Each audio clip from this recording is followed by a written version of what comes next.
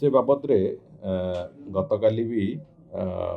DG police भी कही सारी स्पष्टतार सहित सरकार आभिमुख्य बाबद रे भी मु अत्यंत स्पष्ट भाव में गतकाली एवं परदिन कही सारी केंद्र सरकार ए बाबद रे जो नीति निर्धारण करिसंती ताकू एठी केवल अनुपालन करने जहाँ जहाँ आवश्यकता अच्छी से बाबद राज्य सरकार यथार्थ काम से अनुजाई करुँच एवं जो लोक माने पाकिस्तान को प्रत्याहृत हबार जो व्यवस्था अच्छी डिपोर्ट हबार कथा अच्छी से बाबद रे सरकार कठोर आभिमुख्य संपूर्ण भाव में अच्छी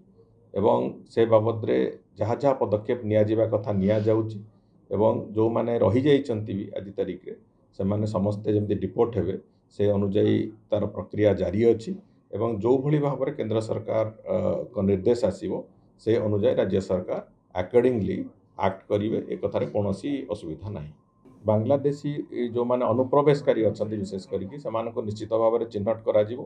से बाबद भी सरकार गुरुत्वर सहित विचार करने आरंभ कर जो माने भी अच्छी से माने निश्चित भाव में चिन्हट हेबे एवं बांग्लादेश को प्रत्याहृत हेबे बांग्लादेश को फेरई दिज्व ये कथा निश्चित भाव में हम अनेक गुड़िए जगार अच्छा एपरिक भुवनेश्वर सहर में भी बहु संख्यार बांग्लादेशी अनुप्रवेशकारी माने विभिन्न छद्म रूप वेस्ट बेंगल विभिन्न स्थानर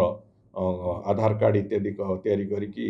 अच्छी से छद्म परिचय पत्र जेते जहाँ थिले भी सेमानक बाबद रे सरकार कठोरतार सहित देखिए एवं ये गोटे प्रक्रिया सरला परे पाकिस्तान जो मैंने डिपोर्ट होगा कथा से बाबद सरला परे बांग्लादेशी चिन्हट प्रक्रिया निश्चित भाव में सरकार आगामी दिन में करने से बाबद रे माननीय मुख्यमंत्री भी से बाबद रे तर्जमा कर सारी बहुत शीघ्र से बाबद किसी ना कि एक्शन प्रक्रिया भी आरंभ से निश्चित भाव में जहाँ जहाँ प्रक्रिया गोटी गोटी करी प्रक्रिया तांको डिपोर्ट करवा पर्यंत जहाँ जहाँ प्रक्रिया से प्रक्रिया निश्चित भाव में रहिबो कहीं कौन देशर भी अनुप्रवेशकारी निश्चित भाव में देशपाई राज्यपाई एक चैलेंज कहले अत्युक्ति हेनी से तेणुक गत समय गत सरकार समय अनेक गुड़िए सहायता देकी वोटर कन्वर्ट करते से कथा आज तारीख में करा नहीं एवं कौन भी जगह अनुप्रवेशकारी लोक रहिबार भारत वर्ष रे रहिबे ये कथा को कौन मते ग्रहण योग्य हम नहीं।